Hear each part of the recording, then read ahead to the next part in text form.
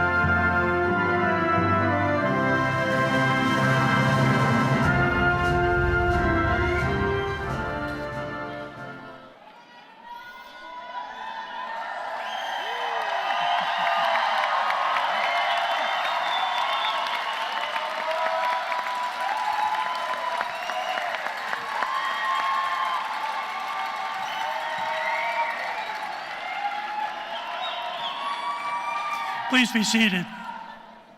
Obviously, we lost control real early here. Good afternoon.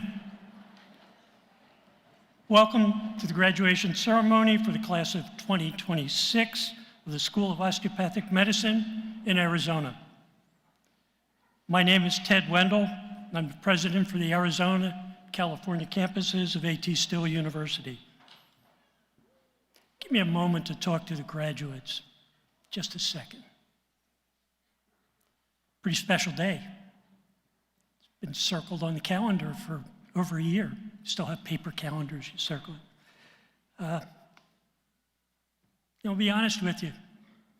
I had a fancy speech here, prepared, got all printed out. A lot of fancy words like compassion, integrity.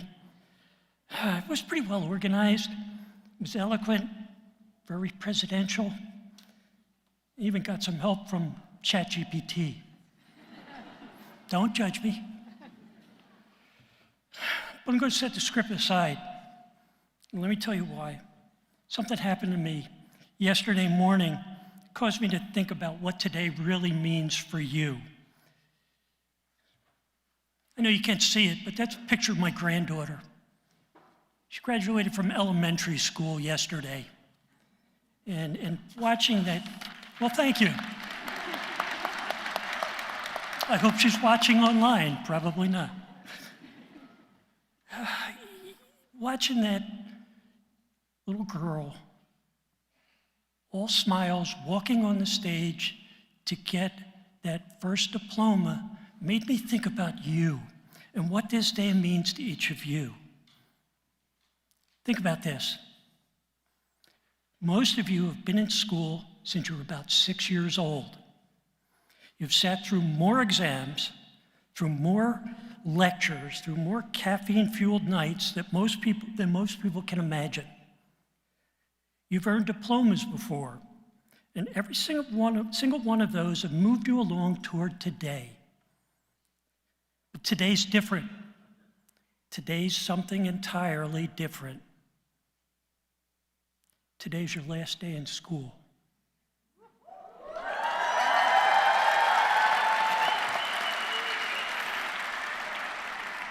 Let that sink in for a minute. The exams, the 2 a.m. sessions of studying, the highlighters, the flashcards, that chapter's behind you. Yeah, you're always going to be a learner. That curiosity's woven into who you are, and honestly, your patience will be better for it. But the days of being in school, they're done. Starting today, you're a professional. You're a healer. You're a physician. People will trust you with their most important thing they have, their health and well-being. That's an extraordinary thing, and you've more than earned their trust. We're so incredibly proud of you, and we look around at the people we've assembled here to celebrate with you. This is your day. Enjoy every single second of it. Congratulations to the class of 2026.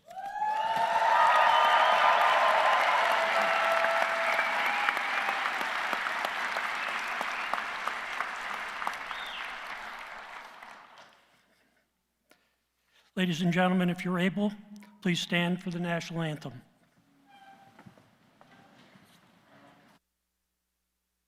Oh, say, can you see by the dawn's early light what so proudly we hailed at the twilight's last gleaming, whose broad stripes and bright stars through the perilous fight, all the ramparts we watched were so gallant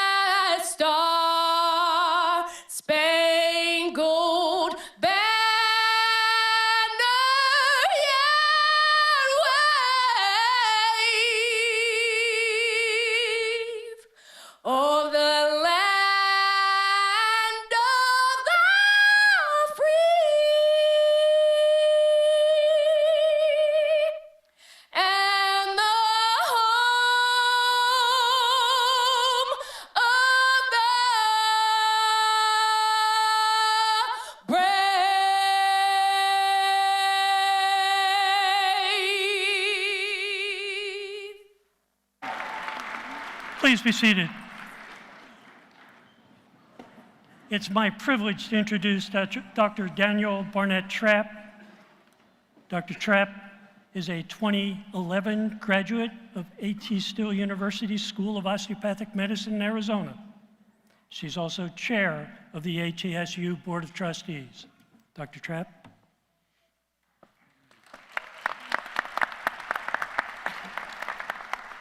Thank you, President Wendell. Welcome to all on behalf of the AT-Still University Board of Trustees. Established in 1982 by Dr. Andrew Taylor Still, the university began as the founding college of osteopathic medicine.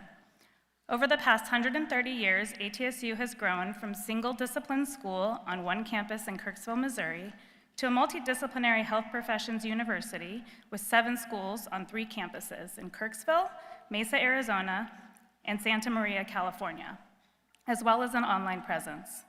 Our students, faculty, and staff are part of a distinguished heritage emphasizing whole-person healthcare. This approach begins with a belief in the interactions of the body, mind, and spirit, and continues with an understanding of how these dimensions may be treated as one. Each ATSU program integrates whole-person healthcare into its curriculum and emphasizes development of competencies in interprofessional collaboration, cultural proficiency, critical thinking, social responsibility, and interpersonal skills. I congratulate each and every graduate, and I wish you great success and joy in your chosen careers. I hope you will carry with you the many skills and lessons learned for your time here at ATSU. Thank you.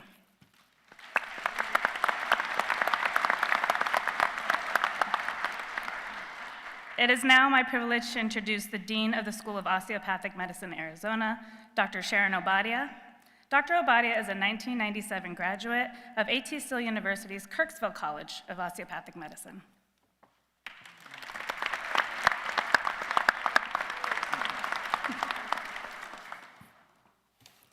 Thank you, Dr. Barnett Trapp. Good afternoon. It is my honor to introduce you to this stage party.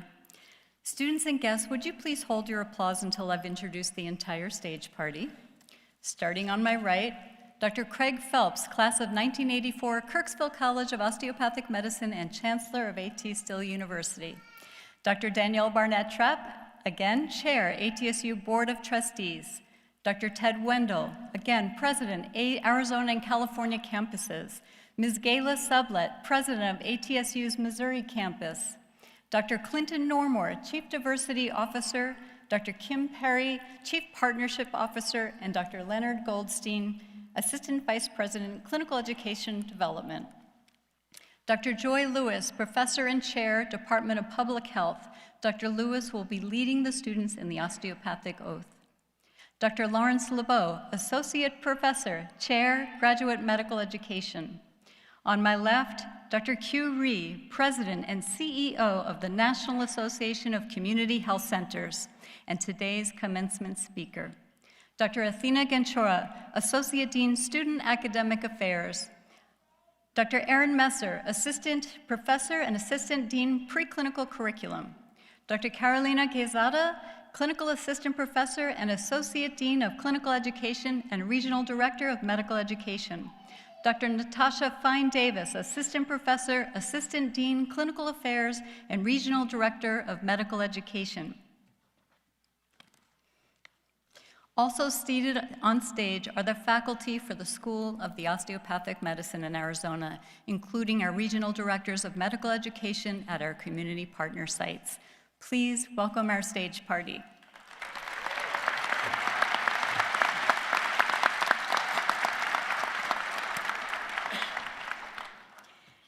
Thank you.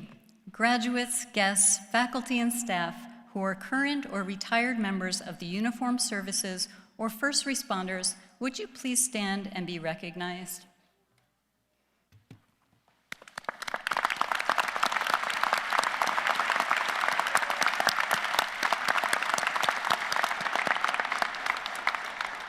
Thank you for all you do for our communities and country. I would also like to recognize friends and family in this audience today who have supported the graduates on their journey. Please give them all a round of applause.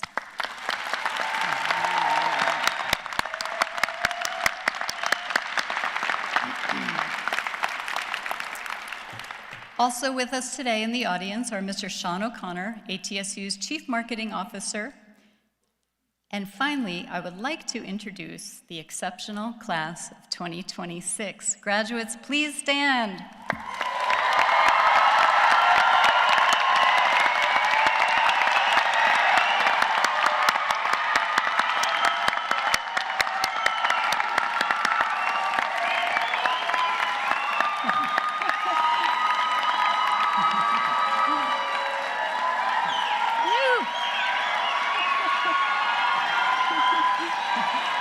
Thank you. Thank you so much. Please be seated. What a crowd, and well-deserved. At this time, I have the privilege of introducing our honorary degree recipient and commencement speaker. Dr. Q. Rhee is a purpose-driven physician executive and a powerful voice for health equity and innovation. Dr. Rhee currently serves as the president and CEO of the National Association of Community Health Centers, where he leads a network of over 14,000 sites serving more than 31.5 million people across the United States. His career is an excellent example of cross-sector leadership, having served as Chief Medical Officer at CVS Health, Aetna, and Chief Health Officer at IBM, where he spearheaded global initiatives in data analytics and artificial intelligence. In the public sector, Dr. Rhee has held pivotal roles such as the Chief Public Health Officer at the Health Resources and Services Administration that we know as HRSA, and the Director at the National Institutes of Health, the NIH. A practicing physician, dual board certified in internal medicine and pediatrics, Dr. Rhee's insights are grounded in frontline clinical care and a lifelong commitment to ensuring high-quality, affordable health care is accessible to every community. Chancellor Phelps and Dr. Rhee, would you please join me at the podium? Chancellor Phelps, it is my privilege to present this candidate to you for our honorary degree, Doctor of Humane Letters. Thank you, Dr. Obadia. This is a surprise, so I'm going to say a few words, but go ahead if you want to place that on there, that's fine.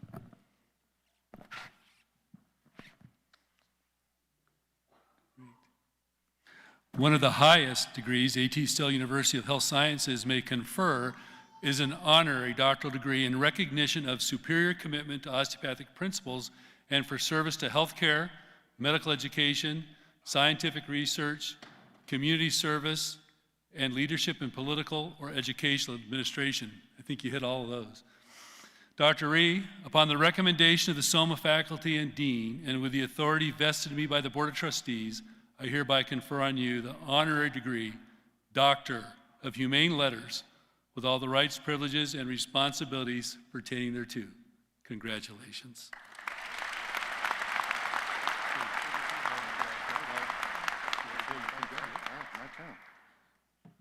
Wow, is that cool? I think that's pretty cool. Look, I always think,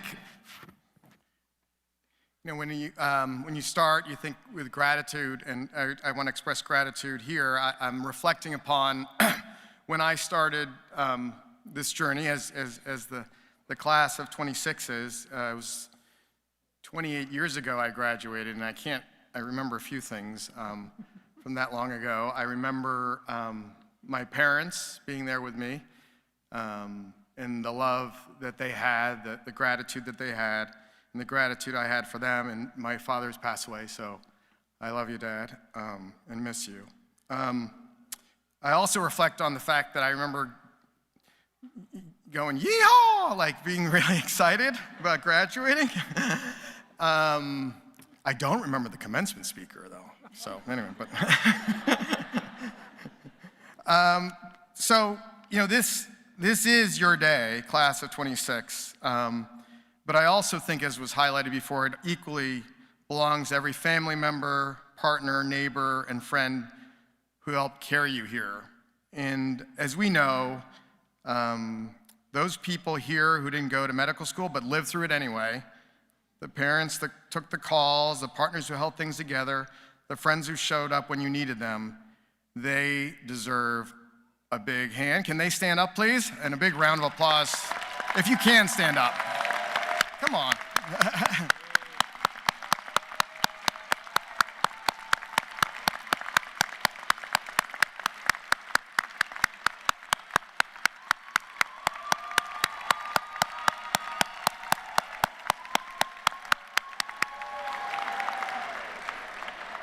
All right, I'm going to ask you to indulge me a little bit on the idea of partners and family and people. Like I'm a girl dad. I've got 2 daughters, Ella and Zoe. And when I told them I was giving a commencement speech as a 17 and 15-year-old, they're like, "You're lying." So part of me wants a photo, if you don't mind. Or actually, if you could just say, "Hi, Ella and Zoe. We love your dad." Do you mind doing that? Do you mind doing that? All right. 3, 2, 1.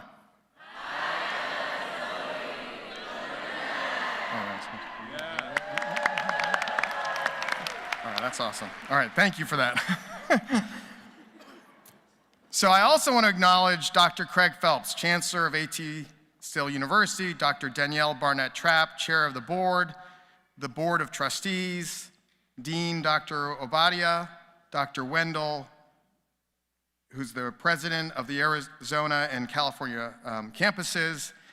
I want to highlight, and the faculty and staff of ATSU-SOMA, what you've built here, what you've sustained for 20 years, I'm going to tell a little story about the 20 years, is genuinely extraordinary.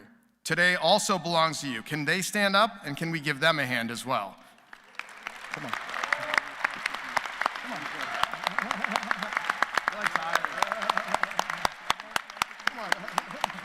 It's all right. All right. So this marks the 20th anniversary of ATSU-SOMA, and you're not just a graduating class, you're the class that marks this school's coming of age. I, at my core, am a primary care doc that now represents what I believe is the best and most innovative part of our US healthcare system. Community health centers, or CHCs, started in 1965 with the war on poverty and the civil rights movement. In those humble beginnings in rural Mississippi and East Boston, the first 2 patients we saw have now grown to a movement that serves 52 million people, or 1 in 7 in this country, including 1 in 3 in rural America. 90% of the patients we serve are poor. And I started my career as a National Health Service Corps in a community health center. And I'm so grateful to come back home in this role as the president and CEO of NAC. We deliver affordable, comprehensive, effective primary care with a workforce over 330,000 in over 17,000 locations, including 104 of those are in school-based health centers. 25 years ago, NAC came to ATSU with a request. And as I confirmed with Dr. Phelps, this request came through as we watched ATSU do extraordinary work in underserved communities in oral health. And we thought, what if we could do this for medicine? The idea was both simple and radical. If you train physicians inside community health centers, in the actual communities where patients live, not just in academic medical centers, those physicians will be different, and they will be better. They'll understand the context of patients' lives. They'll know what it means to practice in a place where resources are limited, but the quality of care is not. And they'll be more likely to stay. ATSU thankfully said yes, and this school was born from that bold idea. And standing here 20 years later, I can tell you, we were right.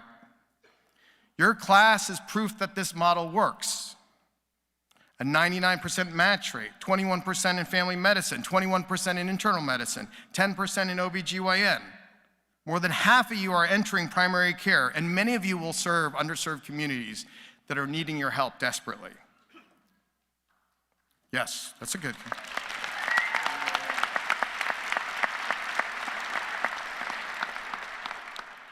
This year, you're ranked number 2 in the nation for graduates practicing in primary care amongst all U.S. medical schools.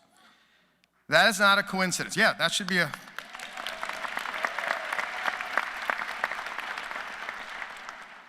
That is mission made real, as I like to say, vision with action. And I don't know if Nelson Mandela said, vision without action is just a dream. Action without vision is just busy work. Vision and action can change the world. So you also did this community-oriented research project designed to produce a tangible benefit for a real community. You volunteered above and beyond what was required locally and across the country. And I know so many health centers that have valued this partnership over the years. You live that commitment, and so I want to say something directly to you, class of 26. Thank you. Thank you for your passion, your dedication, and your commitment to building a better future for our communities. Thank you.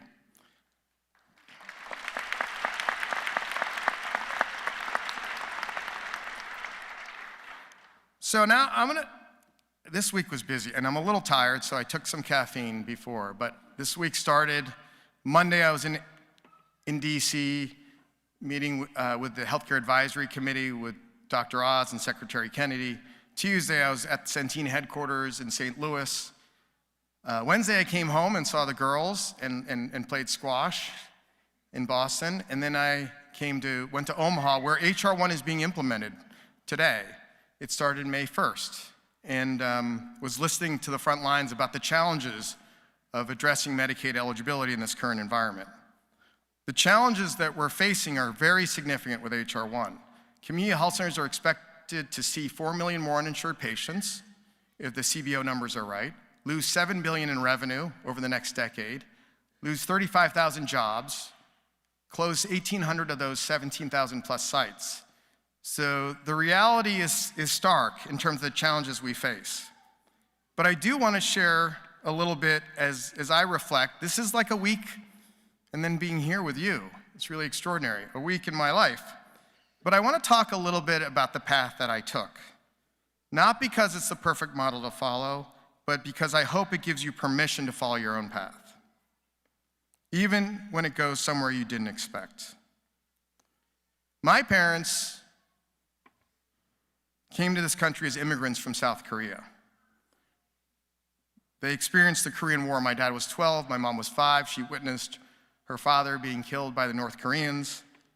They arrived in this country without wealth or connections. What they brought to me and came to this country is a sense of purpose, a belief in this country, and that they were here to help people who had less. We had 3 choices also, MD, JD, and PhD, my brother and I. So my brother's the lawyer, and I'm glad I just got a PhD, jeez. So I grew watching my mom as a nurse and my father as an economist. And when I was in 3rd grade and I said everyone I wanted to be an economist like my dad, people knew I was from Korea and they thought I said communist like my dad. So, oh my gosh, they didn't tell me for a while. So he worked at the World Bank. They demonstrated to me and my brother William a calling that showed up every day, not just when it's convenient. And as a result of that love, I really decided to be a primary care doc, an internist and pediatrician. I love children and families. I love those rotations. I love that experience in a community health center, seeing and feeling what happens in the exam room, but recognizing so much beyond the exam room is so essential. A relationship built on trust over time and grounded in trust. But then as I experienced it and as I came out of residency and I thought, oh, I'm a doctor now, I'm licensed. And I was in that community in Washington, D.C., and I was right there seeing my first patients. My goodness, there was so much I still had to learn. The challenges of serving underserved communities are very stark. So while I had so much gratitude for what I could do for the patient in front of me, what I couldn't do kept me up at night. Understanding and trying to go further upstream. Why is this patient in front of me experiencing these challenges? Why are there so many others who cannot come through our doors?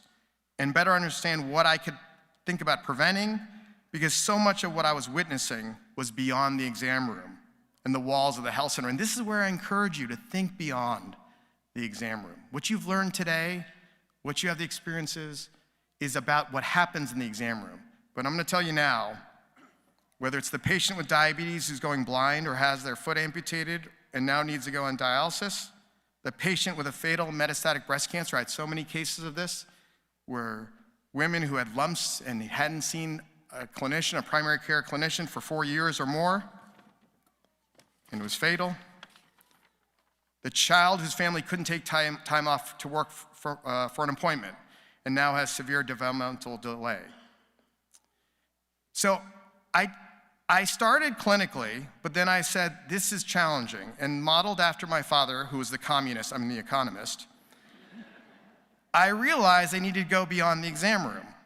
And that tension, that was the hardest decision I made, to leave that exam room and to challenge myself to start seeing other parts of the health system. That's why I end up in public service at NIH, looking at the challenges of addressing health disparities in community-based participatory research. That's why I had the honor of being a chief medical officer at HRSA at the time of the Affordable Care Act, an agency that serves 90 million people who are underserved. And then, yes, I went to the big bad private sector as well for 13 years. I was fascinated. After Watson had won Jeopardy, I was like, this is amazing, AI. And I got a phone call. Do you want to be the chief medical officer of IBM? I've never done tech or AI. We want someone who has a public health perspective. And I will tell you, I don't know if you ever watched Game of Thrones. That started in 2011, right when I went to IBM. They often talk about winter is coming, and the folks at IBM talk to me about that. Like, AI winters have always come in the 60s, the 70s, the 80s. Whether you like it or not, there is no more, AI winter is not coming. We're in AI spring right now. And the role of tech and AI with our patients, with our communities, and with healthcare is very significant. I had the opportunity to work at CVS Health at the time of the pandemic, and the role that pharmacists had to test and treat to address the global pandemic was really extraordinary. I never thought I could influence clinical policy at scale for 65 million people. So I've worked in the nonprofit, the public, and the corporate settings, and each one has taught me something essential about how the system works, and unfortunately, how often it fails, especially for those in highest need. None of that was part of my plan. All of it was in pursuit of the same question I've been trying to answer since my first year of practice. Why do some people get good care and others don't? And what can we do to change that? I share this with you because I want you to hear it directly. The career you're beginning today may surprise you. It'll take turns you didn't plan for. And if you let it, with the values you've established here, with the beliefs, with the experience you've developed here, I want you to stay open to what those turns are trying to teach you. Those surprises will make you a better physician, a better leader. We need leaders like you and a more complete human being. So look, I love acronyms. I remember acronyms in medical school, so I'm gonna use the acronym, which is what I think of when I think of graduation. The love that I had for my dad, for my mom, the love they expressed to me, the love that I have for family. And so I'm gonna use that acronym LOVE to bring up some 3 concepts that I'd like you to think about: the importance of love, knowledge, and experience. And a quote from Bertrand Russell: "The good life is inspired by love and guided by knowledge." So love and knowledge. So just like you have a good disease acronym like Strep Throat Centaur, or FAST signs for a stroke, or ABCDE for melanoma signs, I like you to think about love as the acronym love, observe and verify, and experience. And observe and verify is a synonym for knowledge. That's the funny thing about acronyms, you always try to fit something in. But let's start with L and love. Today is a day full of love for your families, your classmates, your mentors, the communities that shaped you. And there is a love. I love you. I love what you have done for community health centers. I love ATSU. I love the fact that this is a moment to celebrate. But I want you to think about love not only as an emotion, but as a direction. Because I remember sitting in your shoes 28 years ago. I remember thinking, I am so excited to be a primary care doc serving underserved communities, National Health Service Corps.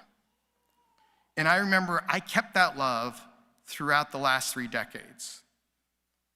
But I will tell you, healthcare will challenge that love. There will be challenges so often as you think about how close you are to what you love and what you care about. And it's not as simple as just a doctor and a patient. There are so many stakeholders in healthcare. The stakeholders that I met earlier this week, from Dr. Oz to Secretary Kennedy to Sarah London and Centene to the Omaha Department of Health and the University of Nebraska Medical Center and the community health centers there, to the students and the role of academic institutions like this. You have to think about all those diverse stakeholders in order to support the patients that you serve. And I really believe that is an important question to ask. At this moment, what do I love? Where does my energy actually go? What problem, if I'm honest, do I really want to help people solve?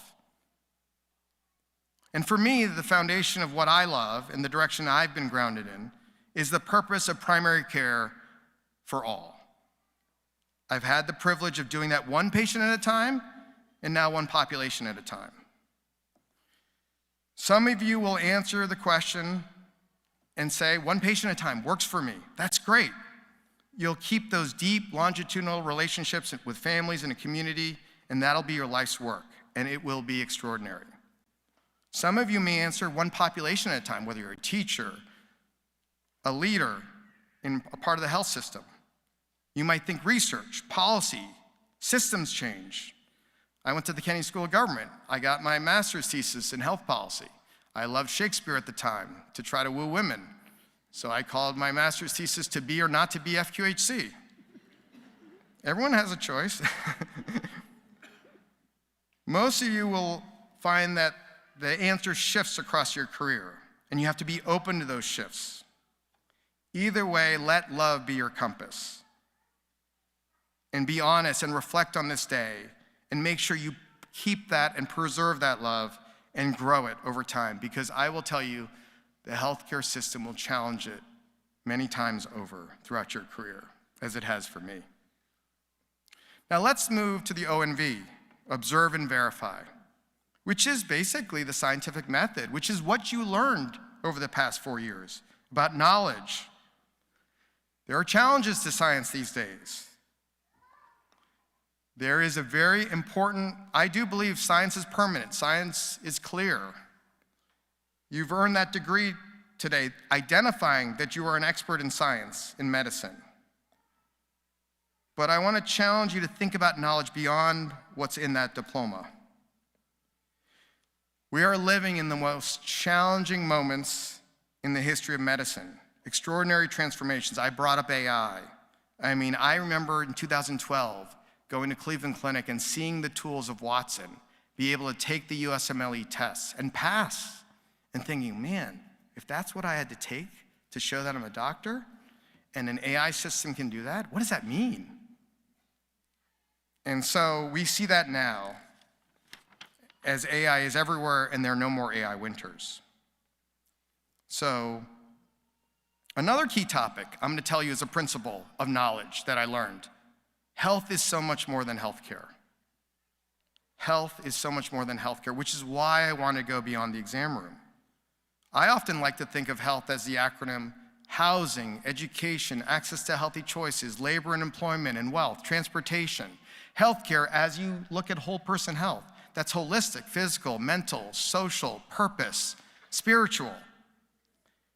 The biomedical system challenges that all the time. So you have to keep pushing for that type of knowledge to observe and verify and to challenge that often the people who have the incentives to keep it the way it is often need to be challenged with that science, with that knowledge to say differently. When I think about what I experience in the front lines in a community health center with a patient and me, the reality is there's a payer, there's a policymaker, there's a producer of products, the EMR company, the pharma companies. All these groups have influence into what happens in that endeavor. And often, decisions for what happens in the exam room are often made by people who have never seen or served a patient in an exam room. So you have to think about engaging those diverse stakeholders. You need to speak their language. You need to understand, seek to understand to be understood, understand their incentives, and know how to make the case for patients in rooms where physicians are often under or not represented. That is a lifelong pursuit. I'm going to challenge you. As we look at the challenges we face, you cannot, if you care about that patient in front of you, only think about what happens in that exam room. You have to think about policy, health economics, technology, community organizing, leadership and management. Every one of those domains is a lever for health. And physicians who understand them are rare, but I believe the experience you've had here, working in community health centers, working with this whole person healthcare approach, makes you perfect for thinking about not only whole person healthcare, but whole community healthcare.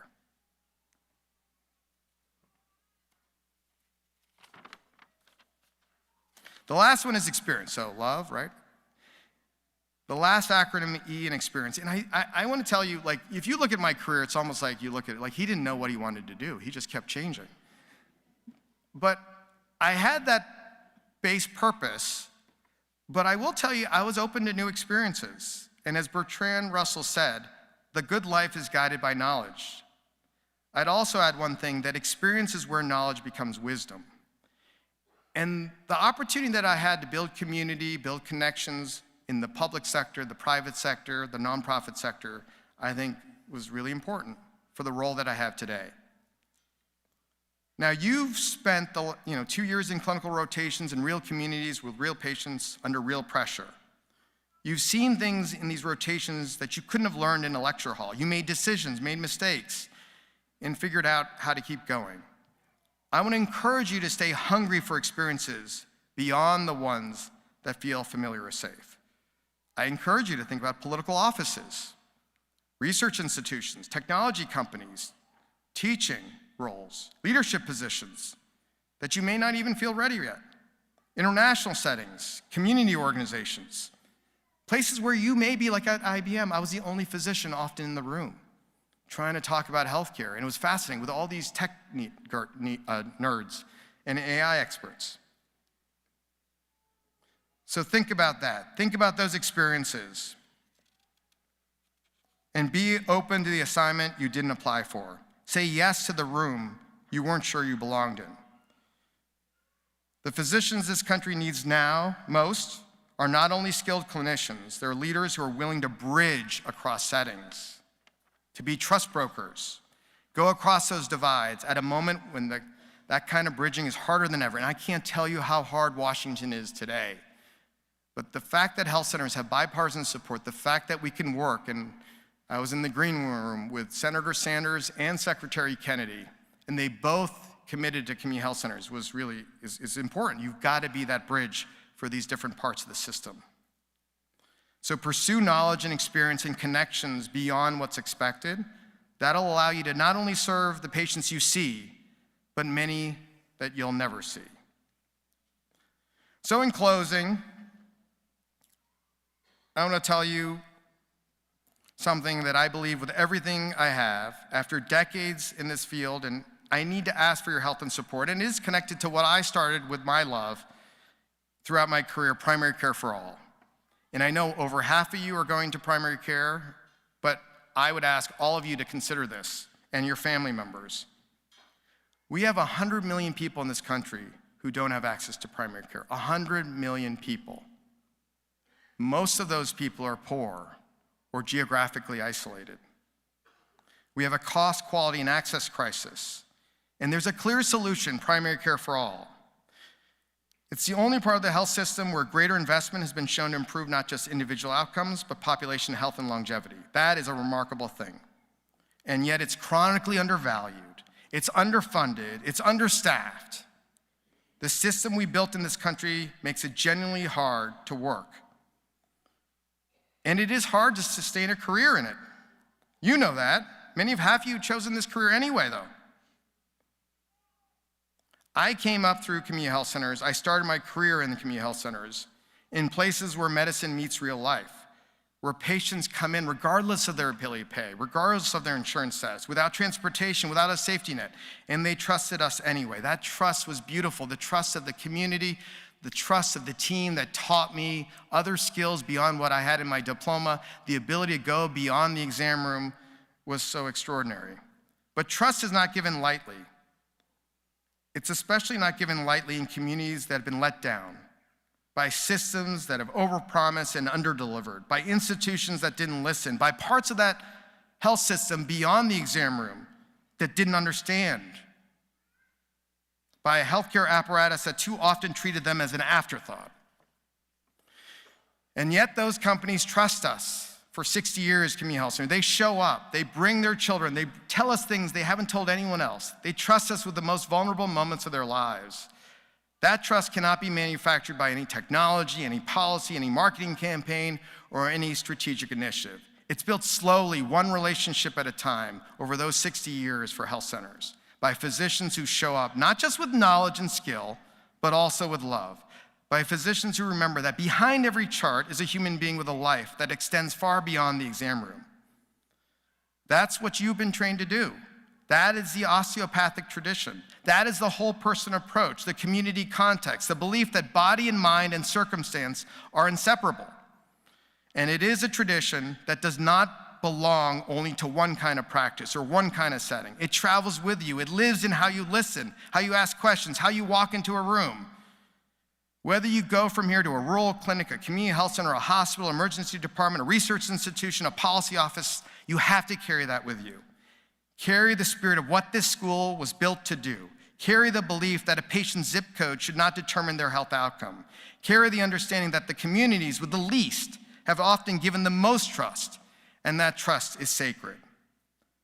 That doesn't only belong to community health centers, it belongs to medicine, and now it belongs to you. This country needs you more than it knows. 100 million people lack access to reliable primary care. We're heading towards a shortage of 70,000 primary care doctors within the next decade. The gap between what our health system promises and what it delivers is real, and it falls hardest on the communities that you trained in. You're not gonna fix all that, I'm not gonna fix all that, but perhaps together we can fix that. You're gonna show up every day and make it better, I know that. One patient, one community, one decision at a time. And over the course of a career, that adds up to something extraordinary. Stay connected to what you love. It's my advice. Keep pursuing knowledge beyond your comfort zone, clinical and beyond the exam room. Seek out experiences that stretch you in directions you didn't plan, and trust they will make you more, not less, of the physician you set out to be. The good life, Russell told us, is inspired by love and guided by knowledge. You have the knowledge. You've demonstrated through 4 years of extraordinary work. You've also demonstrated that you have the love. Now go live it, go practice it, go be the physicians that these communities and this country have been waiting for. Congratulations, class of 26.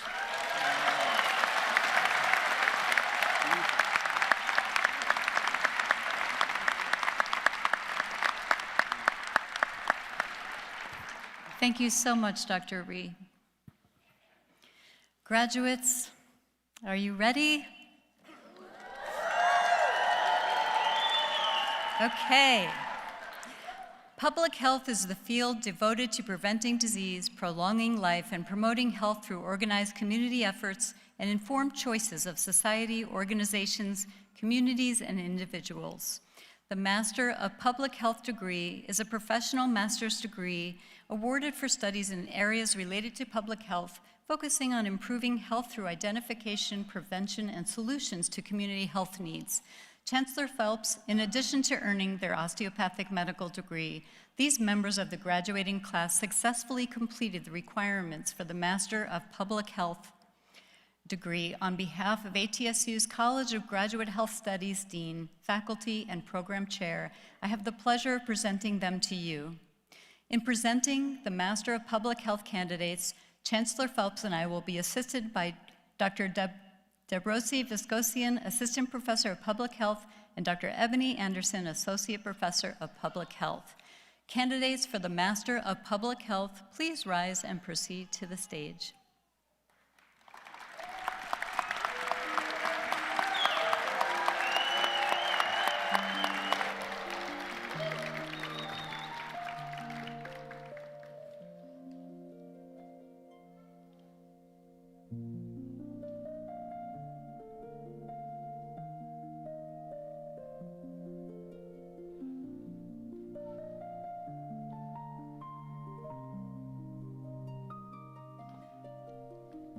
Vivian Lang.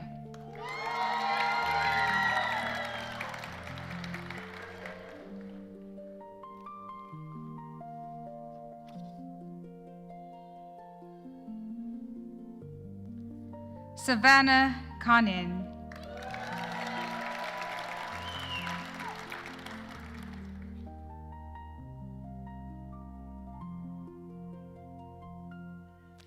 Daniel Kobach.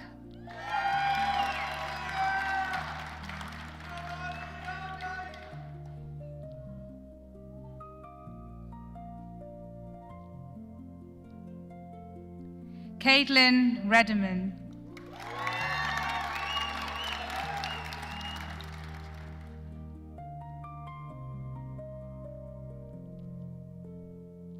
Heyday Javiari.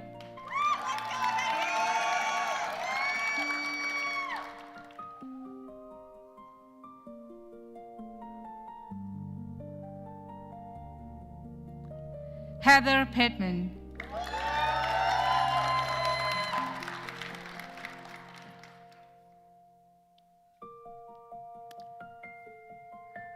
Liz Rivera.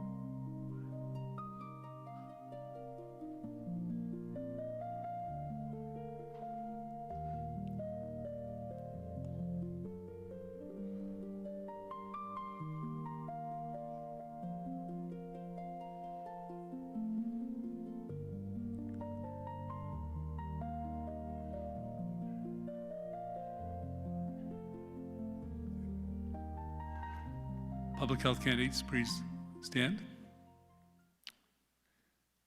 we go. Thank you. Upon the recommendation of the faculty and dean, and by the authority vested in me by the Board of Trustees and the state of Arizona, I hereby confer upon each of you the degree Master of Public Health, with all the rights, privileges, and responsibilities pertaining thereto. Congratulations.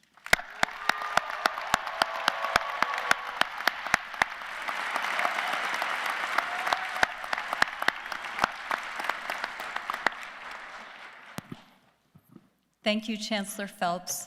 Osteopathic medicine is a unique form of American medical care delivered in 1874 by Dr. Andrew Taylor Still. Dissatisfied with 19th century healthcare, Dr. Still founded a philosophy of medicine based on ideas that dated back to Hippocrates, the father of medicine, which focuses on the unity of the body. Dr. Still pioneered the concept of wellness and identified the musculoskeletal system as a key element of health. Osteopathic physicians take a whole person approach to caring for patients. Instead of treating specific symptoms or illnesses, we treat the body as an integrated whole. Will the guest hooders please come up to the stage? We kindly request that all other guests please remain seated during the presentation of the candidates. For the formal announcement and hooding of the class of 2026, Chancellor Phelps and I will be assisted by faculty and regional directors of medical education from our partner sites throughout the country. Chancellor Phelps, the candidates for the Doctor of Osteopathic Medicine degree have successfully completed the requirements for their degree. Upon recommendation of the faculty, I have the pleasure of presenting them to you. Candidates for the degree of Doctor of Osteopathic Medicine, please rise and proceed to the stage.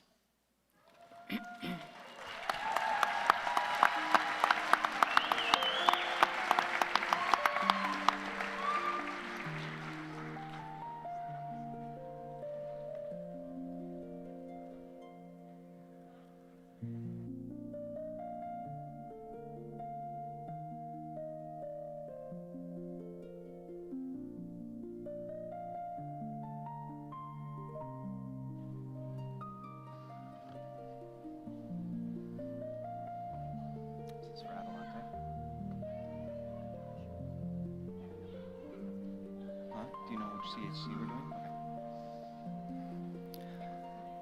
Amaya Alcaron.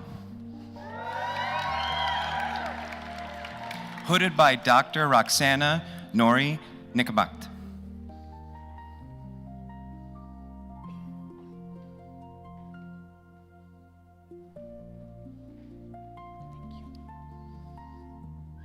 Spencer Christensen.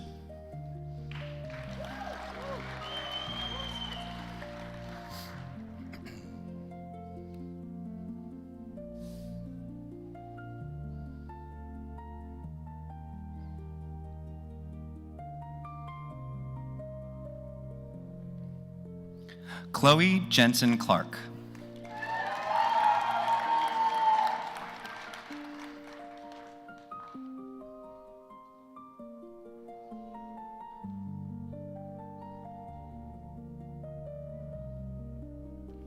Wilson Lewis. Hooded by Dr. Tamalj Lewis.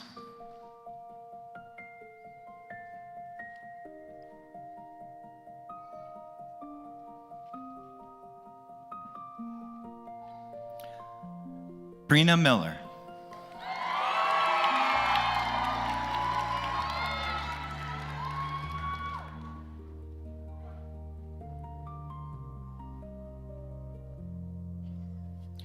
Hooded by Dr. Virgil Gregory.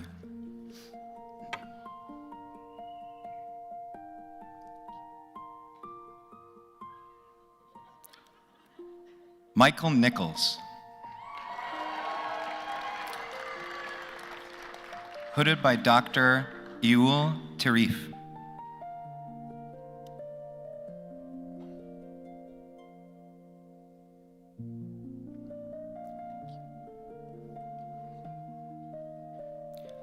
Gabriel Rodriguez Hernandez. Hooded by Dr. Adalberto Renatiria.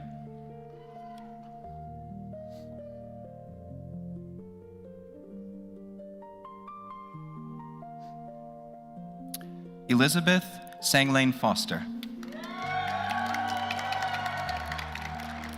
Hooded by Dr. Robert Sanglane.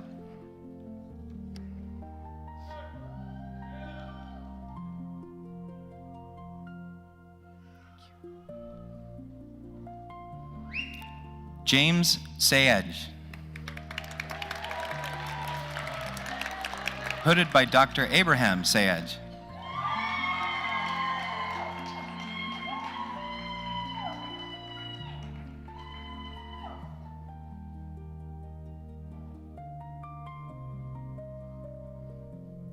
Ruth Ann Jaya In Chil Shippey.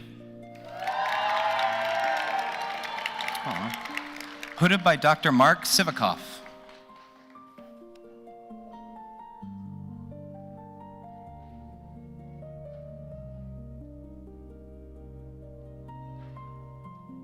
Pega Zamanian.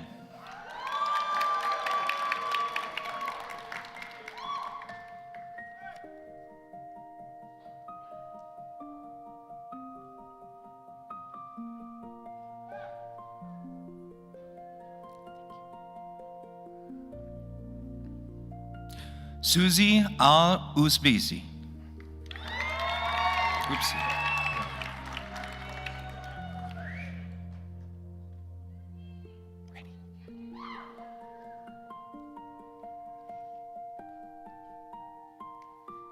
Marcus Chung.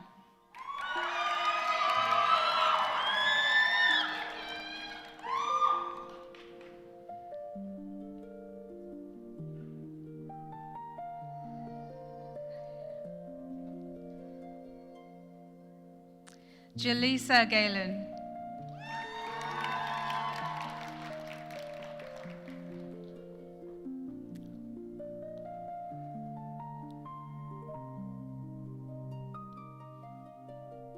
Madeline Leek. Hooded by Dr. Clayton Petro.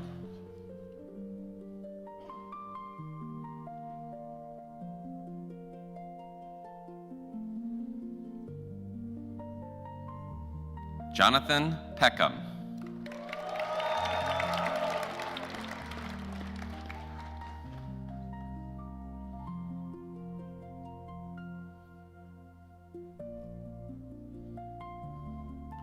Creighton Fow.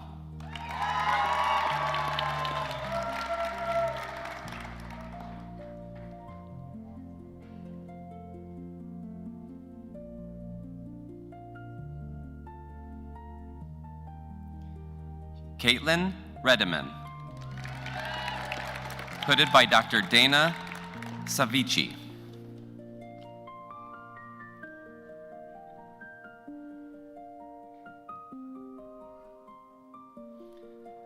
Brianca Sanchez Mora.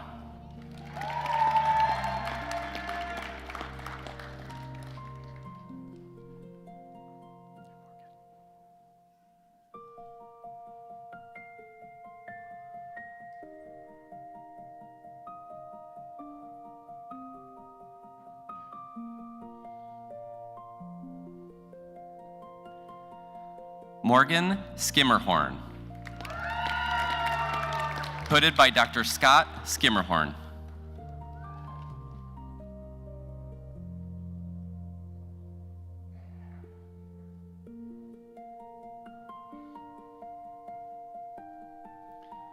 Dakota Shank. Hooded by Dr. Mark Shank.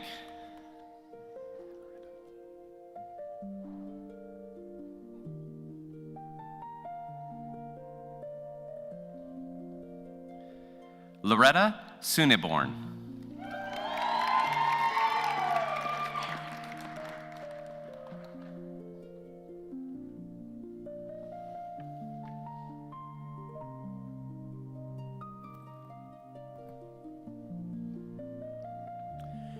Danya Al-Daouk.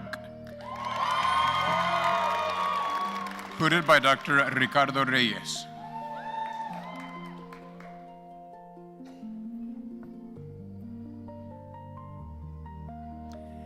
Alyssa Arellano.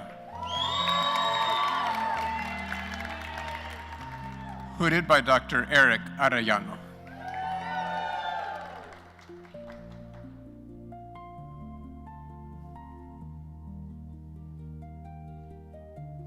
Carly Chelman.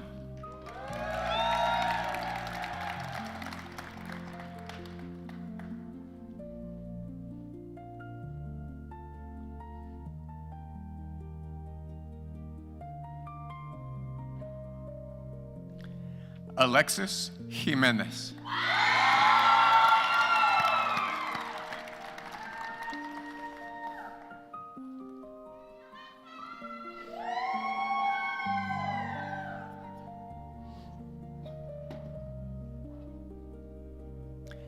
Paulette Kuruma.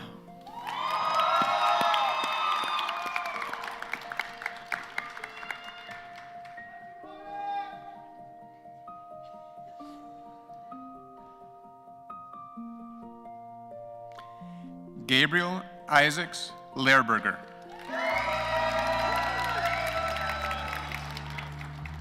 Hooded by Dr. Jerry Lehrberger.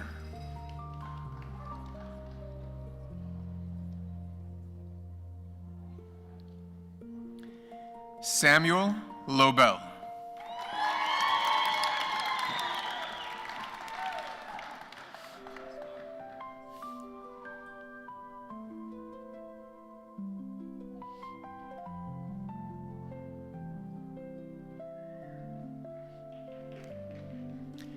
Vanessa Mackey Bradley.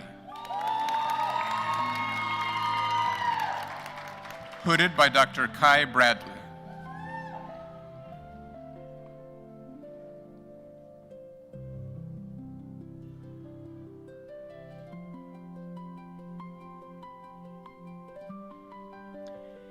Angelique Petrus.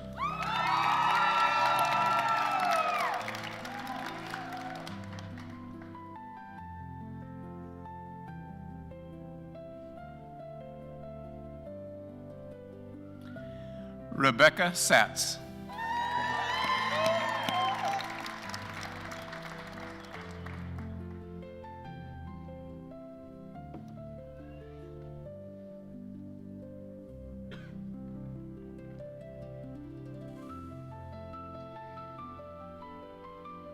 Jasmine Arias.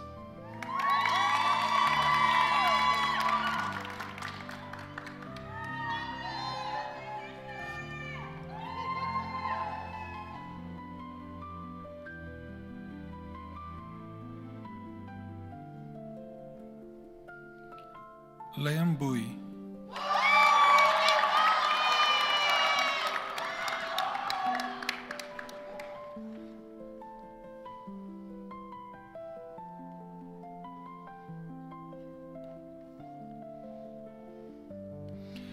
Garrett Chen, hooded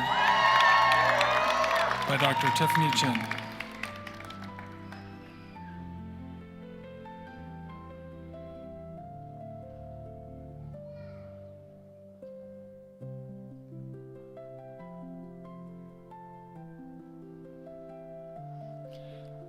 Catherine Garcia.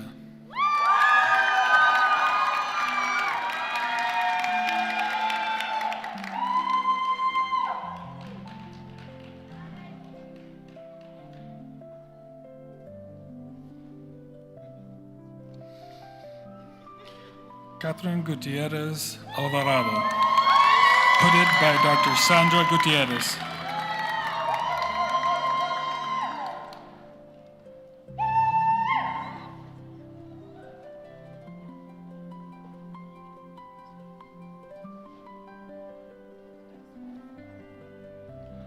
Nafisa Ijaz, hooded by Dr.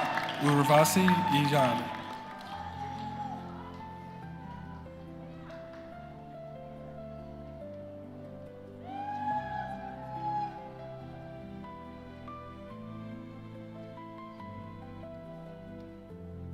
Stephanie Jackson.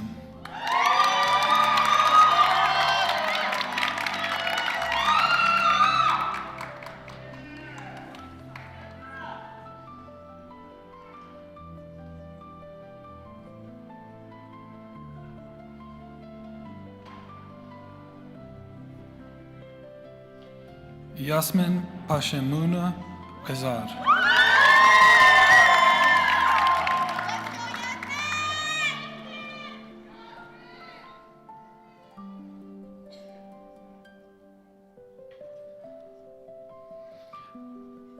Esteban Rodriguez.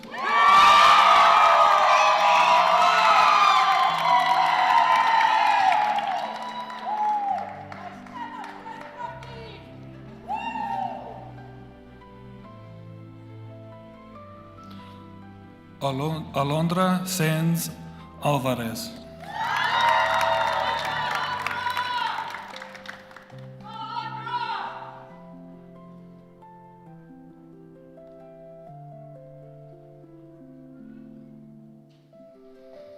Suni Chera.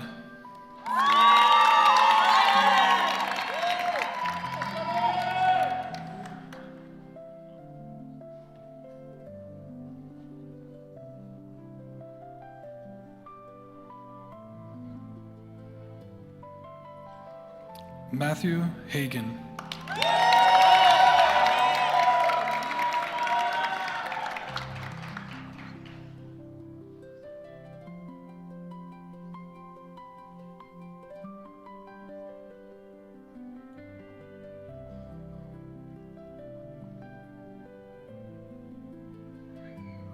Ethan Hopkins.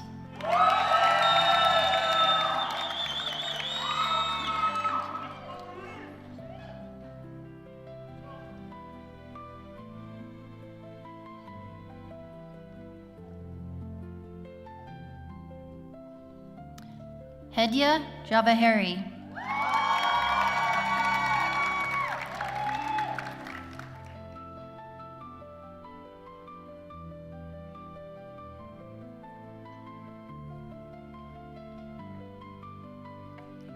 Chanel Knight.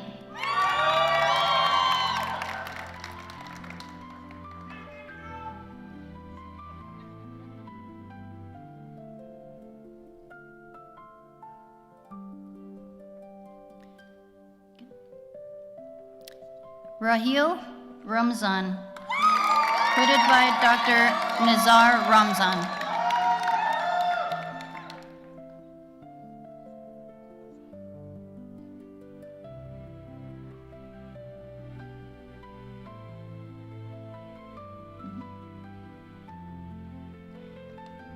Aaron Silliman, hooded by Dr. Paul Silliman.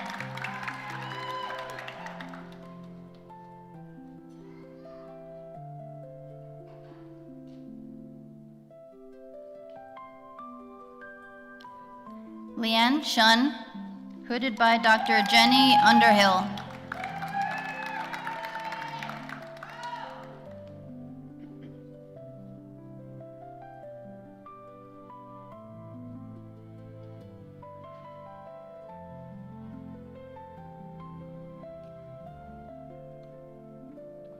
Elise Thomas.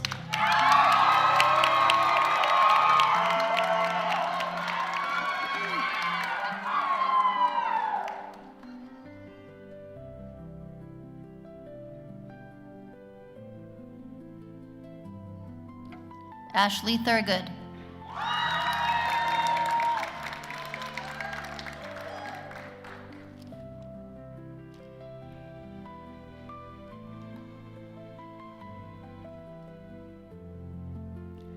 Linda Gabriela Arostaki.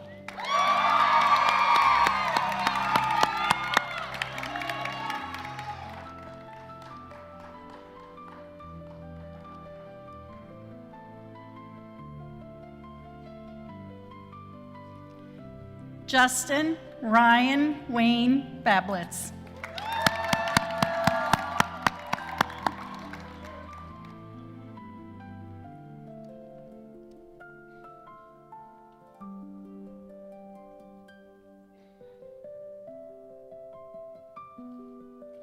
Amina Chatich.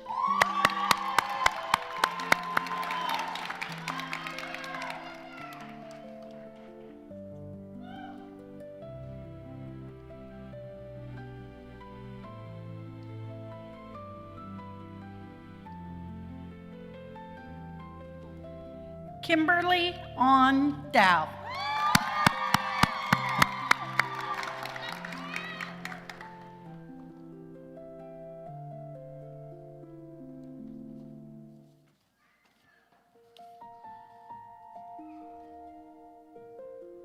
Hareen, Kakarla, being guest hooded today by Tejas Kakarla.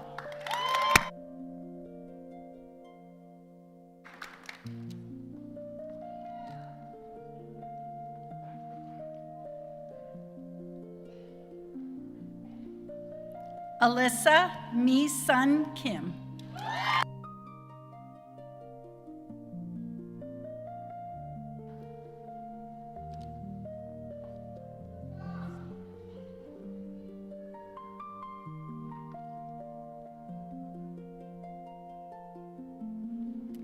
William Philip Duke Nguyen.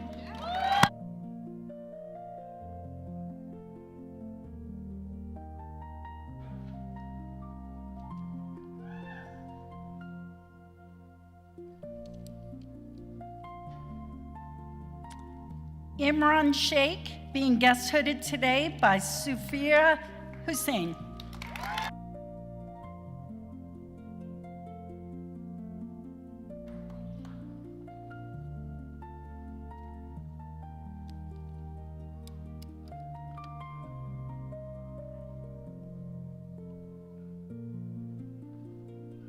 Brooke Camry Smith.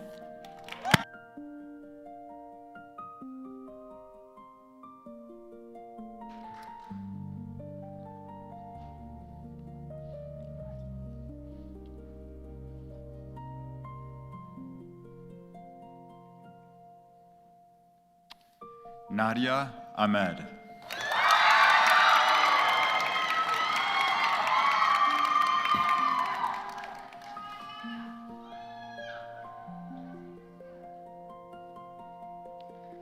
Shivam Chandra.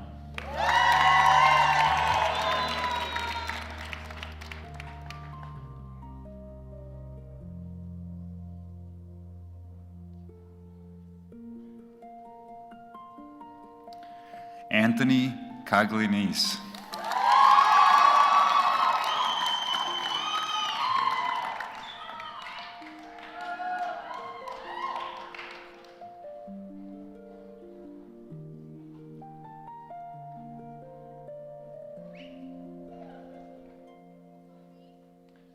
Sarah Khan.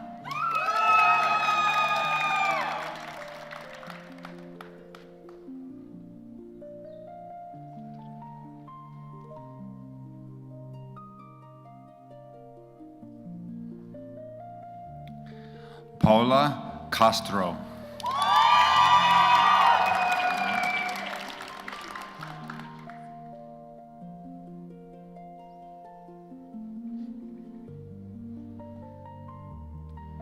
Vivian Lang.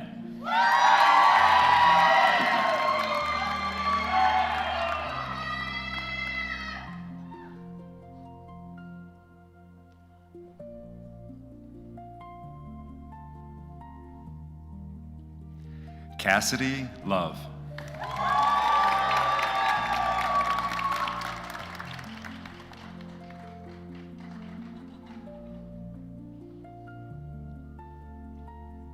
Rachel McCann.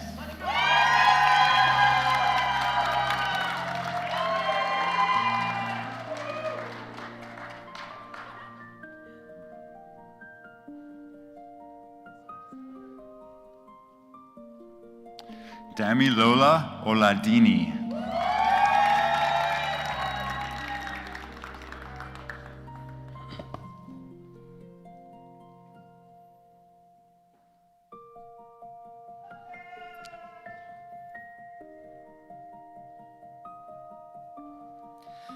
Lily Marie Anton, hooded by Dr. John Anton.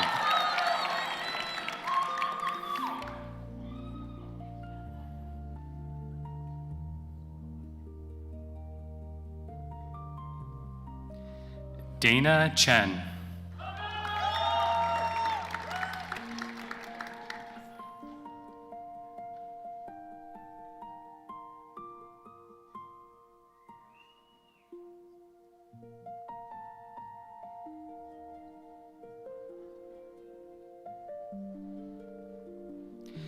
Desiree De La Verre.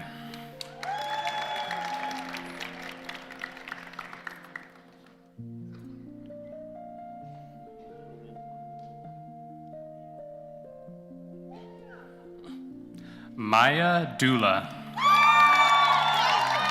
hooded by Dr. Nicholas Caputo.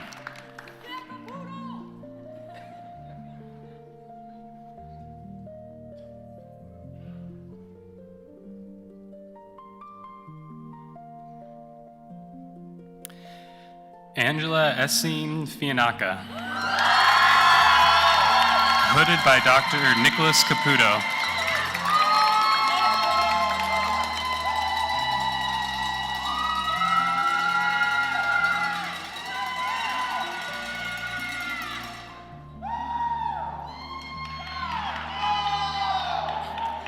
Anna King, hooded by Dr. Natasha Fine Davis.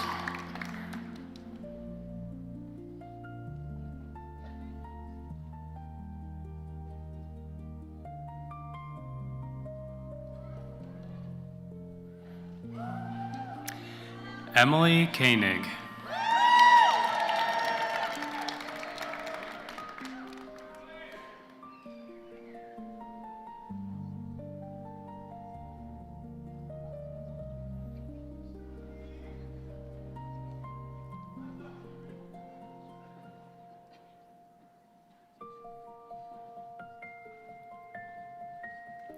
Hannah Ozbecki. Hooded by Dr. Tina Ozbecki.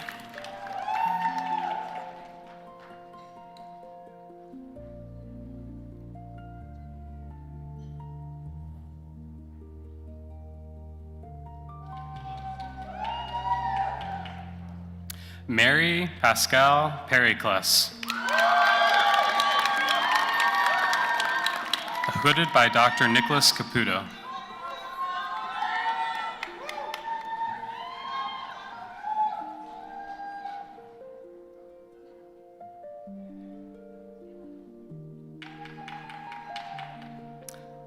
Coleman Schaefer.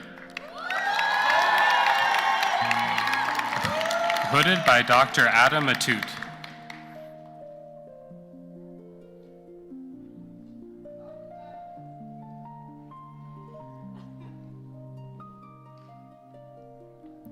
Omer Sayed. Hooded by Dr. Sana Lodi.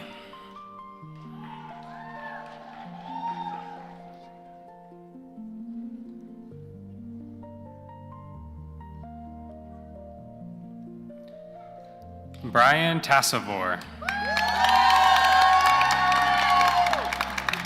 Hooded by Dr. Michael Tassavor.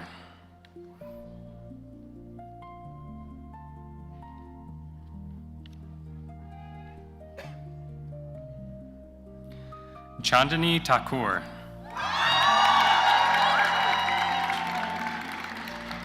Hooded by Dr. Nicholas Caputo.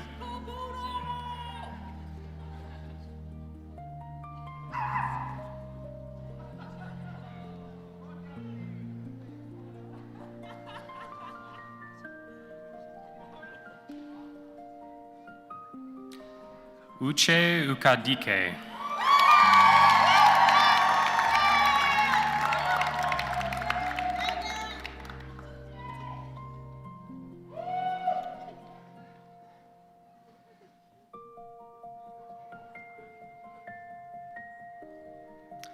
Charles Wu.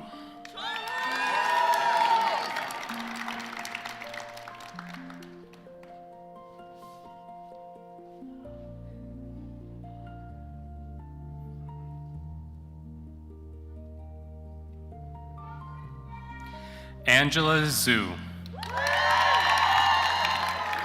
Hooded by Dr. Nicholas Caputo.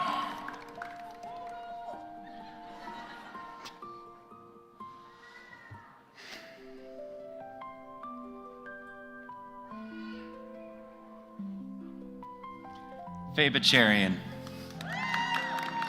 Hooded by Dr. Jennifer Cherian.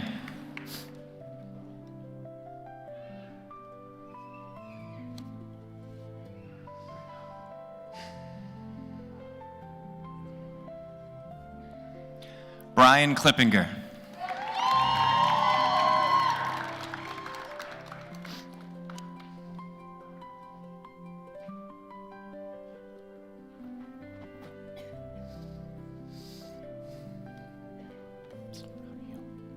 Arushi Gulati.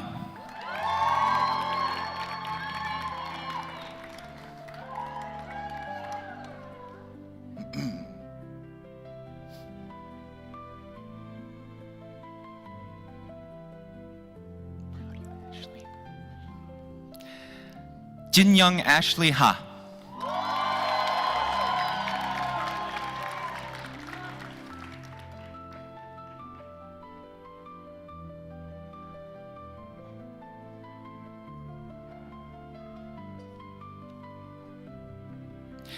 Andrew Igbakwe.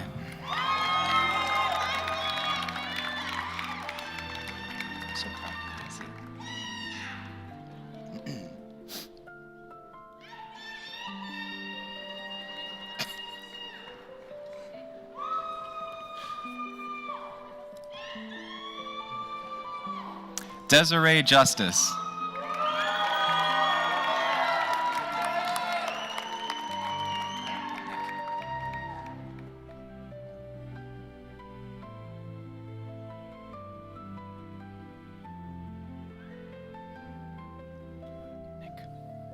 Nicholas Rostas.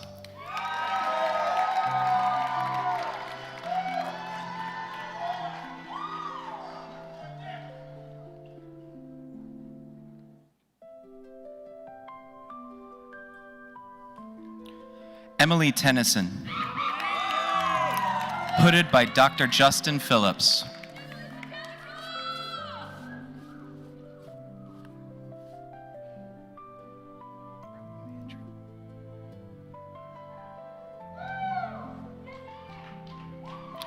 Andrew Wilson.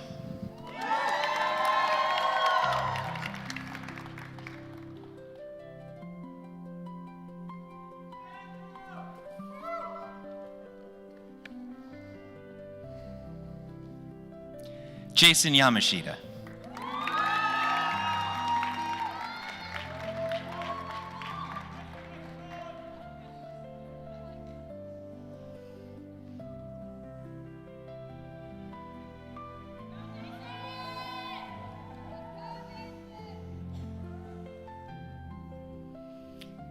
Amanda Grace Leganke.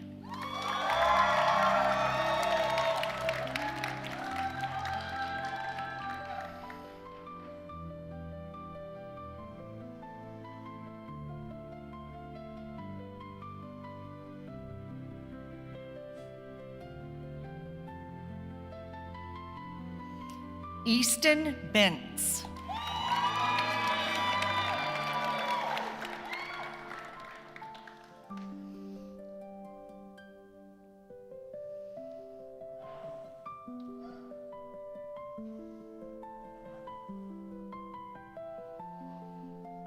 Savannah Conine.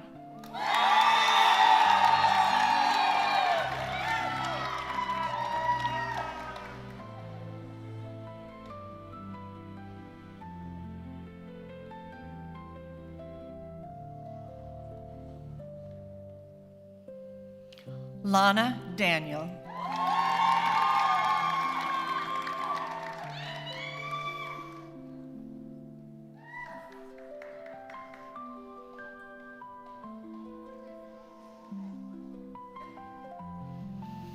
Elfego Galvan.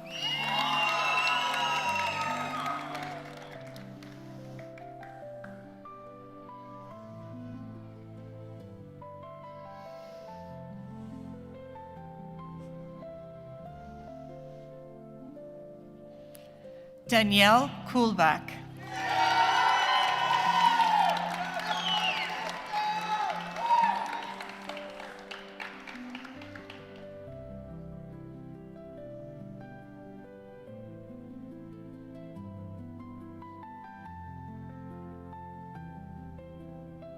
Heather Pittman.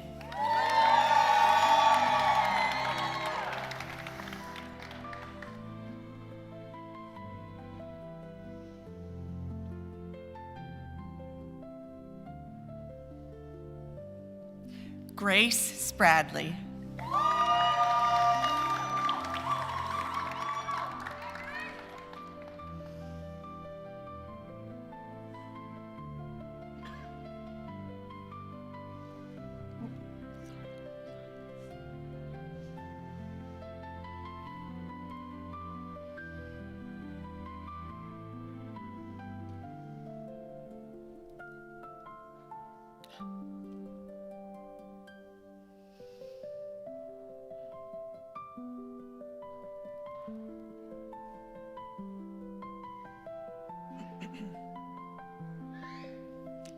Nicholas Tran.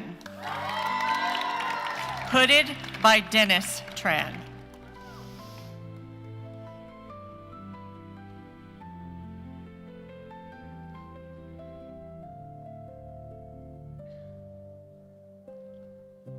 Joshua Elmore.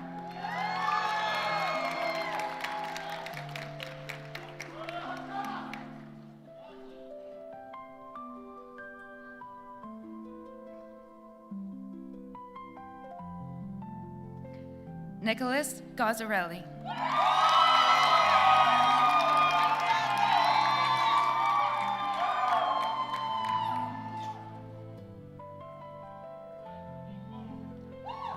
Vanessa Guzman.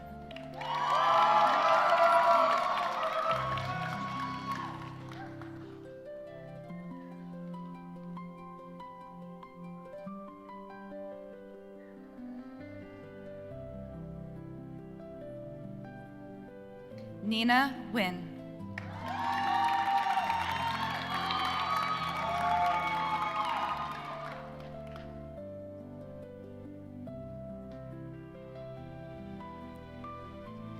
Ashley McDermott.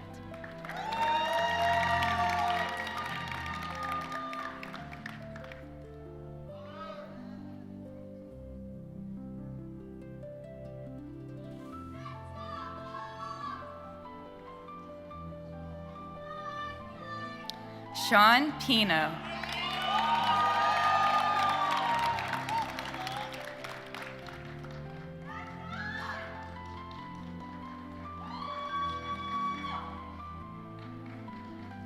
Lorenzo Santamaria. Hooded by Dr. Janelle Pieros.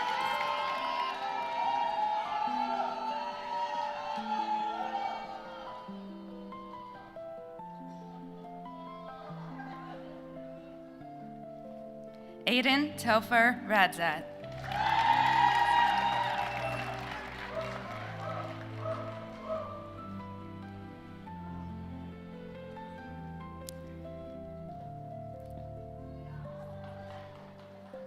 Regina Ago.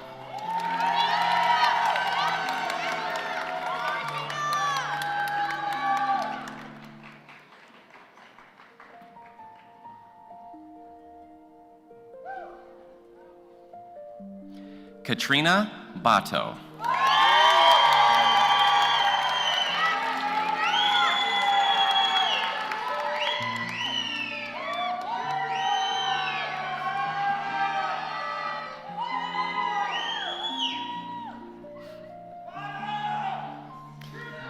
Afreen Husseini.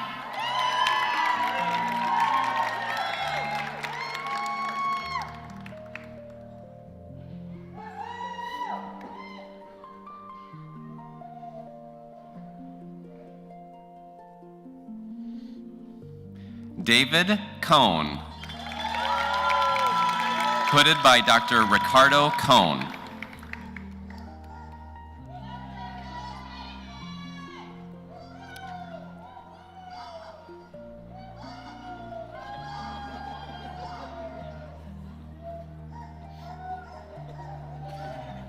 Jabril Lowell. Hooded by Dr. Rosa Frias.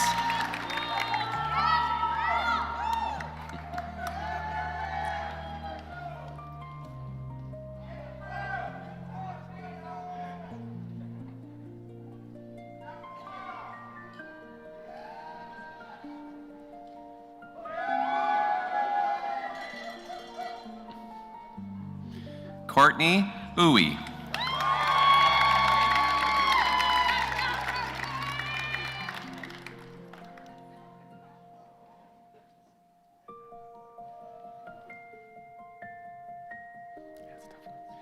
Aaron Poppert.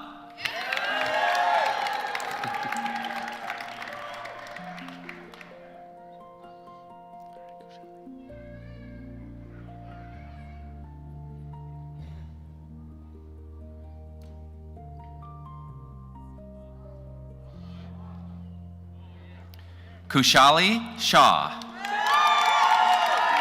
Hooded by Dr. Jayshree Vyas.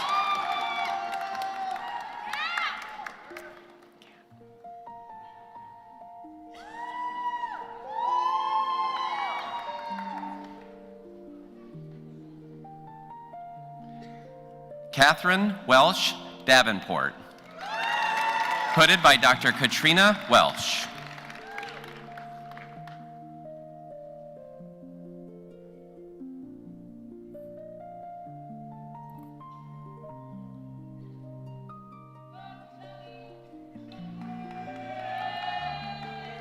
Nahian Berry.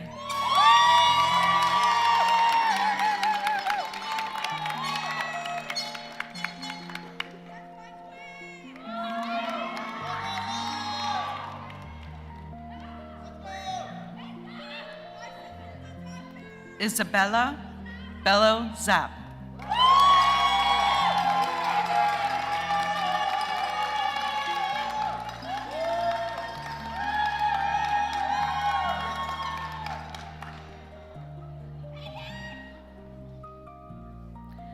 Jacqueline Berman, hooded by Dr. Keith Berman.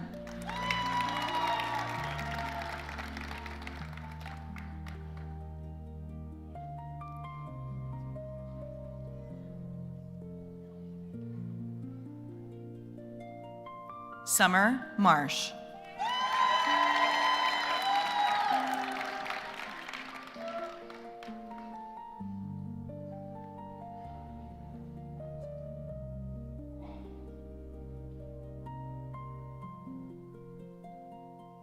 Belinda Mensa.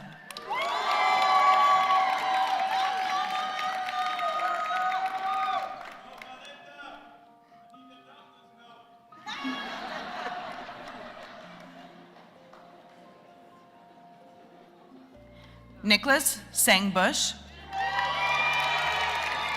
hooded by Dr. Josh Della Luna.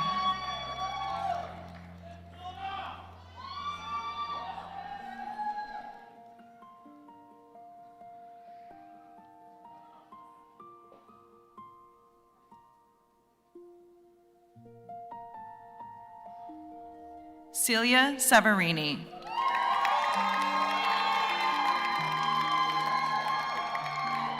Hooded by Dr. Natasha Fine Davis.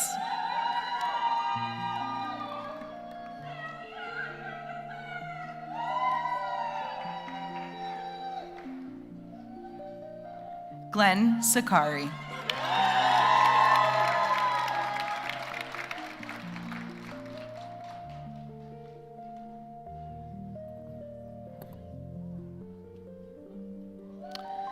Jacome Ahavan.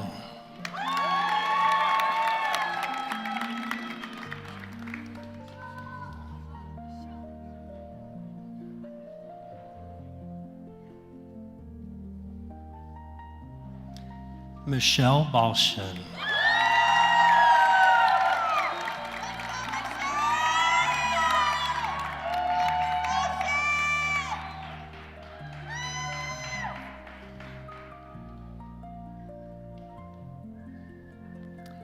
Brooke Camille, hooded by Jaya Lalji, her grandmother.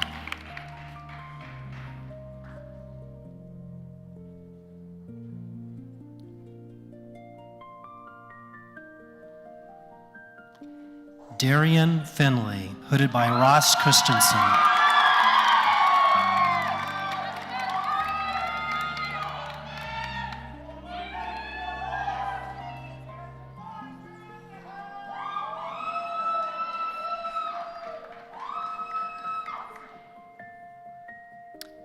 Kirsten Jen,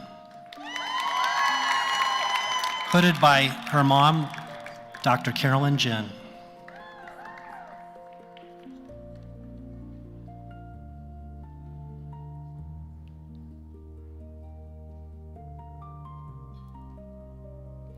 Michael McGinnis, hooded by his father, Dr. Michael McGinnis.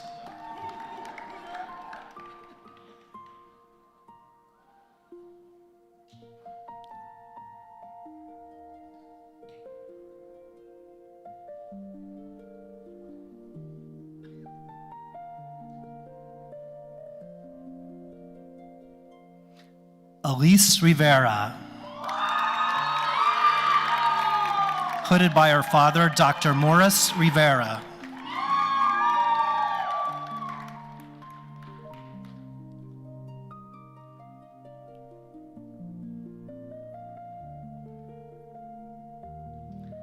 Kalena Spinola,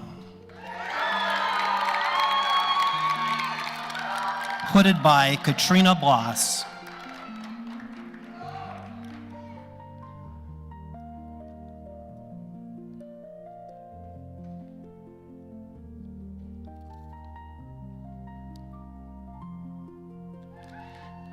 Keahe Alehi Lani Takushi Coffee.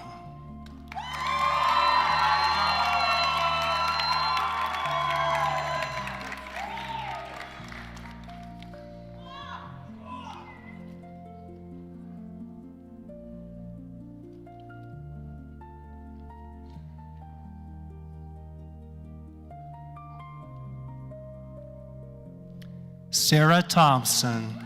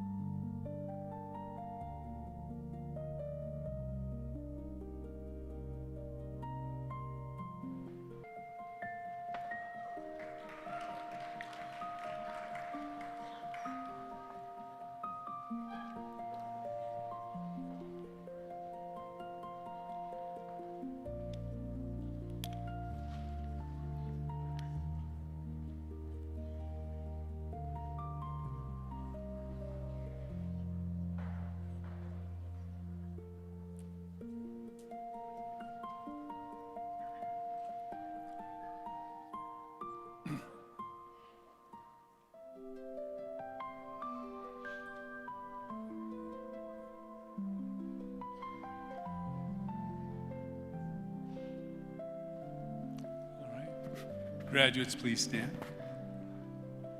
I hear there's another graduation toward the end of the pavilion, so hopefully we'll cheer loud enough that they'll hear us down here, from here. So, upon the recommendation of the faculty and dean, and by the authority vested in me by the Board of Trustees and the state of Arizona, I hereby confer upon each of you the degree Doctor of Osteopathic Medicine, with all the rights, privileges, and responsibilities pertaining thereto.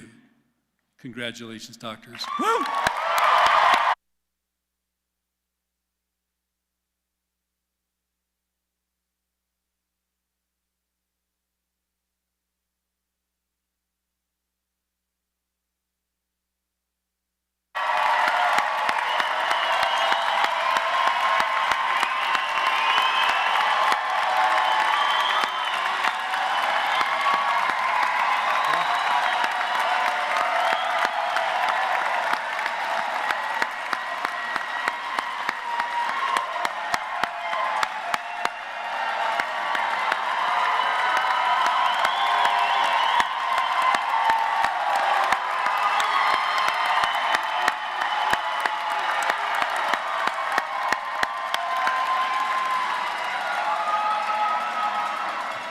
Great.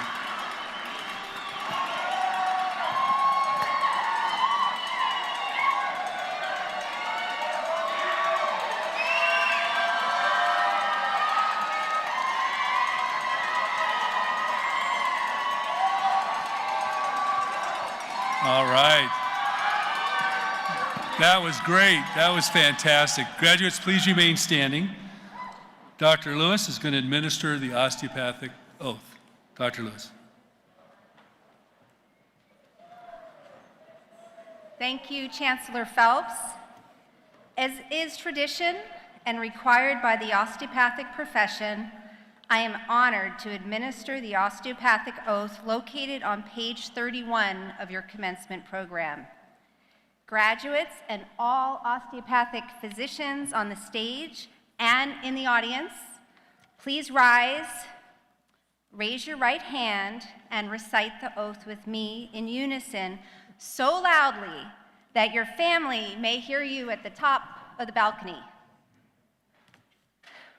I do hereby affirm my loyalty to the profession I'm about to enter. I will be mindful always of my great responsibility to preserve the health and the life of my patients, to retain their confidence and respect, both as a physician and a friend, who will guard their secrets with scrupulous honor and fidelity, to perform faithfully my professional duties, to employ only those recognized methods of treatment consistent with good judgment and with my skill and ability, keeping in mind always nature's laws and the body's inherent capacity for recovery. I will be ever vigilant in aiding in the general welfare of the community, sustaining its laws and institutions, not engaging in those practices which will in any way bring shame or discredit upon myself or my profession. I will give no drugs for deadly purposes to any person, though it be asked of me. I will endeavor to work in accord with my colleagues in a spirit of progressive cooperation, and never by word or by act cast imputations upon them or their rightful practices. I will look with respect and esteem upon all those who have taught me my art. To my college, I will be loyal and strive always for its best interests and for the interests of the students who will come after me. I will be ever alert to further the application of basic biologic truths to the healing arts and to develop the principles of osteopathy, which were first enunciated by Andrew Taylor Still. Thank you.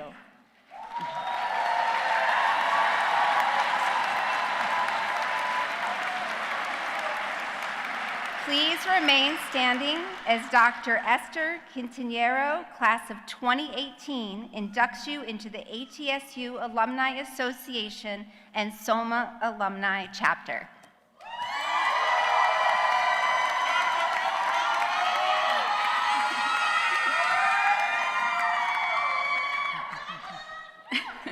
I love you too. Thank you, Dr. Lewis. Since 1892, A.T. Still University has graduated more than 38,000 alumni. Today, we welcome you to our alumni family. Graduates, as a member of the SOMA Alumni Chapter, and by the authority vested in me by the ATSU Alumni Association, it is my pleasure and privilege to induct you formally as individuals and as graduating class into membership of A.T. Still University Alumni Association and the School of Osteopathic Medicine in Arizona Alumni Chapter. On behalf of your fellow university alumni worldwide, I congratulate and welcome you as the newest members of the A.T. Still University Alumni Association. Woo!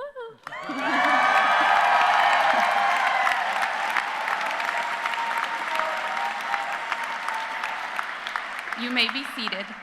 And now I invite Chancellor Phelps for his closing remarks. Thank you. All right, we're almost there. Thank you, Dr. Reed. That was a great challenge, but a great talk to us. And tell the girls we really do love you. That wasn't just for the film, but it was fantastic. And thank you for sharing. Just lots of things to think about, and these graduates are well prepared to really help change healthcare in America. So thank you. Dr. Obadia, as always, thank you for your leadership and inspiration. Dr. Barnett-Trapp, thank you for being here all day, for representing the Board of Trustees. We really do appreciate it. President Wendell, thank you for your remarks. Dr. Lewis, thank you for leading the oath. Dr. Jaqua, Samantha Filler up on our SOMA staff, and today's American Sign Language interpreters, thank you for being here and all the hard work. It's been a great day today. Our student affairs team, thank you. Communications and marketing, academic technologies, and IT, and certainly to our great SOMA faculty. They're an amazing group of people who really care. They get up every day to make sure that we do the best that we can to give you those resources that you need to be successful. And our community health center partners, just amazing, amazing people who once again welcome you into their space and take you under their wings and make sure that you have some of the things that you need once again to be successful on your journey and on your quest. We really appreciate all of our faculty and support.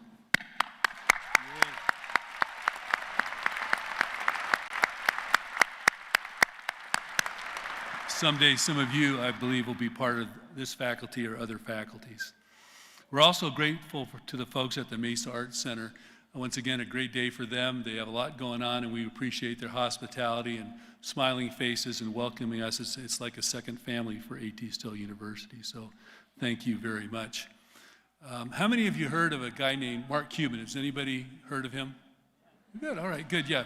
Kind of interesting guy, entrepreneur, a billionaire, started some tech companies, had a team called the Dallas Mavericks. Boo, no, just kidding. I was with the Suns, so, you know. But he's now involved in trying to change healthcare, right? Both from the medication side as well as on the healthcare side. And I think he might have been up at the same time you were up at the Hill with some of the folks up there. But they asked Mark on a recent podcast, and it was about healthcare and the changes that he's helping to drive from an entrepreneur side. And they said, of all the things that you've done, what advice would you give? What's the most successful thing that will make someone do well in no matter what they do, entrepreneurship, life. He said, practice kindness. He learned that that is the number one thing involved in business and the number one thing involved in his success is to be kind. And you talk about love earlier and kindness. Just remember that as you go forward. That patient who comes to you, that family who comes to you scared, that grandmother or grandfather that just received a tough diagnosis, a child that may not be able to hear, things that need love and need kindness. Medications and surgeries may or may not help, and we certainly use those anytime that we can, but that love and that smile and that kindness is really going to take you a long, long way. Kindness is kind of a short supply, right, in today's world? So when something is in short supply, what happens? The value goes up, right? So continue to practice that kindness that you've learned from your faculty, staff, and our community health centers. In a few minutes, when you walk through those doors, your life will be forever changed. The calling to provide care to others is like no other calling. Patients and their families will share their most intimate details with you during times of physical and emotional pain, uncertainty, and vulnerability. Fortunately, your families, SOMA faculty and staff, your community health centers have prepared you for this special calling. Only you can do it. As much as we love our phones, ChatGPT, AI, and social media, treating the whole person, body, mind, and spirit, is best on one-on-one in partnership with your patient. Dr. Still emphasized in his works finding disease is relatively easy. Helping our patients find health, that is our true calling. No one can do it better than you. Our future is in your hands. Until we meet again, Godspeed.